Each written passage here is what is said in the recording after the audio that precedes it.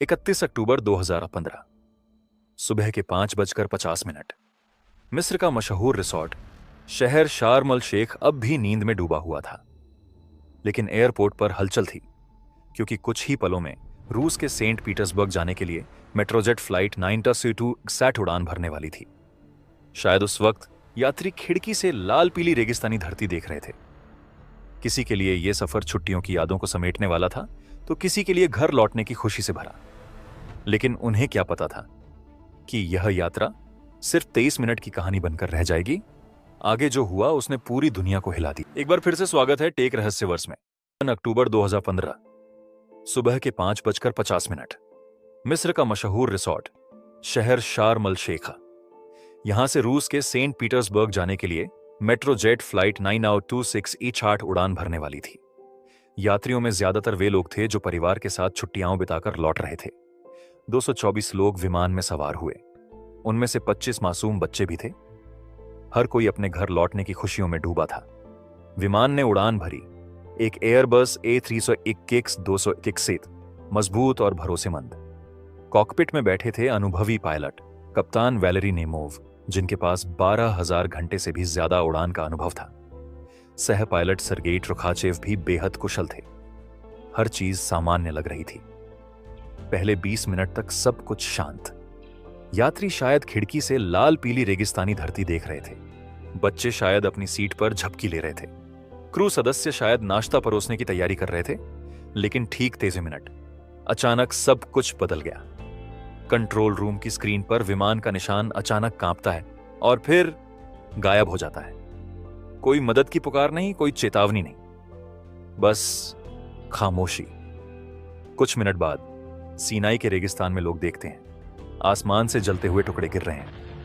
काला धुआं ऊपर उठ रहा है। विमान हवा में ही टुकड़े टुकड़े हो चुका था। अब शुरू होती है रहस्य की असली कहानी। कैसे हो सकता है कि इतना सुरक्षित विमान हवा में अचानक बिखर जाए? क्या कोई तकनीकी खराबी थी? क्या इंजन फट गया? या फिर कोई छुपा हुआ हाथ? ब्लैक बॉक्स मिलने के बाद जांचकर्ताओं ने उसे सुना। रिकॉर्डिंग के अंत में सिर्फ एक आवाज मिली, एक बेहद तेज धमाका, और फिर सब खामोश। ना पायलट का कोई शब्द, ना किसी अलार्म की घंटी। जैसे सब कुछ एक ही पल में खत्म हो गया हो। इसी बीच एक और खबर सामने आई। आतंकी संगठन ISIS ने दावा किया, यह काम हमारा है। लेकिन सवाल यह था, क्या सच में, या वे सिर्फ दुनिया को डराने के लिए झूठ बोल रहे थे? 17 नवंबर को रूस की सुरक्षा एजेंसी FSB ने घोषणा की। जांच में पाया गया कि मलबे पर विस्फोटक के अंश मिले। विमान को गिराने के लिए लगभग 1 किलो TNT जितना विस्फोटक इस्तेमाल किया गया था। यानी यह कोई दुर्घटना नहीं थी, यह एक सोचा समझा आतंकी हमला था। और फिर सामने आई वो तस्वीर जिसने सबको हिला दिया। ISES की मैगजीन में छपी एक फोटो, एक साधारण सी श्वेपिज गोल्ड सॉफ्ट ड्रिंक कैन, लेकिन अंदर भरा हुआ बारूद और डिटोनेटर, यानी मौत का जाल, जो शायद किसी ने सामान के साथ विमान में रखा था। अब सबसे बड़ा सवाल खड़ा हुआ, यह बम विमान तक पहुंचा कैसे? जांच में पता चला कि बम शायद एयरपोर्ट के अंदर ही किसी ने चढ़ाया था। संभावना यही मानी गई कि कोई इनसाइडर, यानी एयरपोर्ट का कर्मचारी, क्लीनिंग स्टाफ या बैगेज हैंडलर इसमें शामिल था। यह हादसा दुनिया को एक नया डर दिखाता है। सुरक्षा चेक में यात्री और बैग तो स्कैन हो जाते हैं, लेकिन अगर एयरपोर्ट का ही कर्मचारी बम अंदर रख दे तो फिर दुनिया की सबसे कड़ी सुरक्षा भी बेकार हो जाती है। इस घटना ने न सिर्फ 254 जिंदगियां छीन ली, बल्कि रूस और मिस्र के रिश्तों पर, पूरे पर्यटन उद्योग पर और वैश्विक एयरपोर्ट सुरक्षा पर गहरा असर छोड़ा।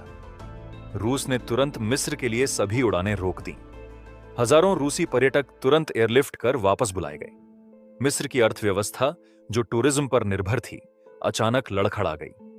आज भी यह घटना कई सवाल छोड़ जाती है।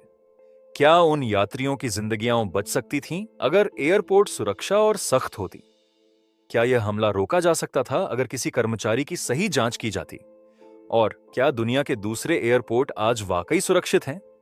यह थी मेट्रोजेट फ्लाइट 9268 की रहस्यमय और दर्दनाक कहानी। एक ऐसी उड़ान जो उम्मीदों और सपनों के साथ शुरू हुई, लेकिन रेगिस्तान की राख में खत्म हो गई।